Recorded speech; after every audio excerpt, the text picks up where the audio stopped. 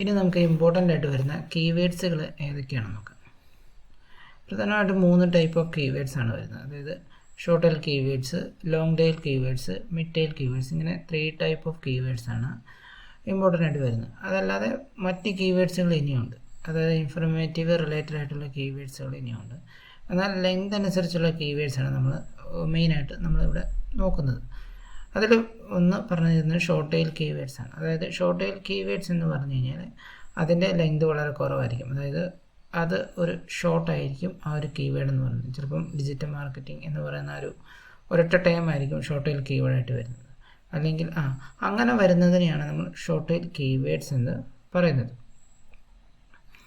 അതിന് search volume വളരെ കൂടുതലായിരിക്കും. ഇപ്പം ഫോർ എക്സാമ്പിൾ ഡിജിറ്റൽ മാർക്കറ്റിംഗ് എന്ന് സെർച്ച് ചെയ്യുന്നവരുടെ എണ്ണം വളരെ കൂടുതലായിരിക്കും. ബിക്കോസ് അതൊരു പല കാര്യങ്ങൾക്ക് വേണ്ടിയിട്ട് നമുക്ക് സെർച്ച് ചെയ്യാൻ പറ്റും. What is digital marketing, purpose of digital marketing, benefit of digital marketing, what is അങ്ങനെയുള്ള പലതിനും വേണ്ടിയിട്ട് നമുക്ക് ഡിജിറ്റൽ മാർക്കറ്റിംഗ് എന്ന ഒരൊറ്റ ടൈം യൂസ് ചെയ്ത് അല്ലെങ്കിൽ ഒറ്റ കോറി യൂസ് ചെയ്തുകൊണ്ട് നമുക്ക് ഡേറ്റ എടുക്കാൻ പറ്റും.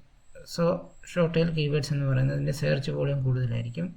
അതോടൊപ്പം തന്നെ അതിൻ്റെ ലെങ്ത് വളരെ ചെറുതായിരിക്കും.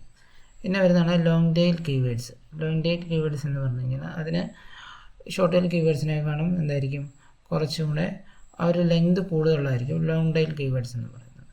അതായത് 2-3 കീവേഡ്സൊക്കെ അതിനകത്ത് എക്സ്ട്രാ ആഡ് ചെയ്ത് വരും. അതായത് ഡിജിറ്റൽ മാർക്കറ്റിംഗ് കമ്പനീസ് അല്ലെങ്കിൽ ഡിജിറ്റൽ മാർക്കറ്റിംഗ് ഏജൻസീസ്, ഇതിൻ്റെ കൂടെ വേണമെങ്കിൽ ലൊക്കേഷൻ ഇടാം.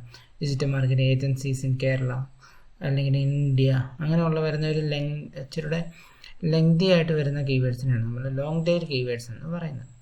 അതിൻ്റെ സെർച്ച് വോളിയം ഷോർട്ട് ടെയിലിനെ വെച്ച് നോക്കുമ്പോഴത്തേന് അതിന് കുറവായിരിക്കും. ബിക്കോസ് അതൊരു ലെങ്ത് ആയിരിക്കും, ആവശ്യക്കാർ മാത്രമായിരിക്കും കൂടുതലായൊരു കീവേഡ്സ് യൂസ് ചെയ്യുന്നത്.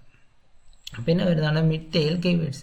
മിഡ് ടെയിൽ കീവേഡ്സ് എന്ന് പറയുന്നത് ഷോർട്ട് ടെയിലിനെക്കാളും വലിയ കീവേഡ്സ് ആയിരിക്കും. എന്നാൽ ലോങ് ടെയിലിന് അത്രയും വരത്തില്ല. അങ്ങനെയുള്ള കീവേഡ്സിനായിരിക്കും നമ്മൾ മിഡ് ടെയിൽ കീവേഡ്സ് എന്ന് പറയുന്നത്.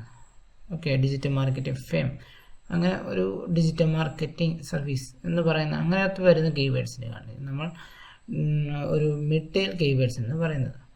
സോ അതിൻ്റെ സെർച്ച് വോളിയം എന്ന് പറയുന്നത് ഷോർട്ട് ടെയിലിനേക്കാളും കൂടുതലായിരിക്കും.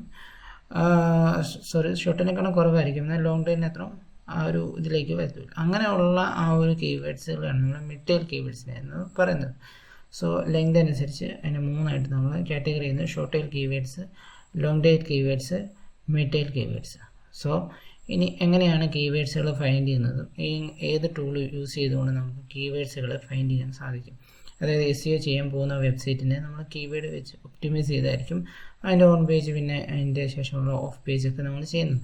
സോ എങ്ങനെയാണ് ഓൺ പേജ് ചെയ്യുന്നതും ഈ ഒരു കീവേഡ്സ് എങ്ങനെ ഫൈൻഡ് ചെയ്യാം, ഏത് ടൂൾ യൂസ് ചെയ്യാം, സോ അതൊക്കെ നമുക്ക് നെക്സ്റ്റ് ക്ലാസ്സിൽ നോക്കാം. സോ അതിന് വേണ്ടിയിട്ട് നമുക്ക് സ്റ്റേ ചെയ്യാം. Thank you.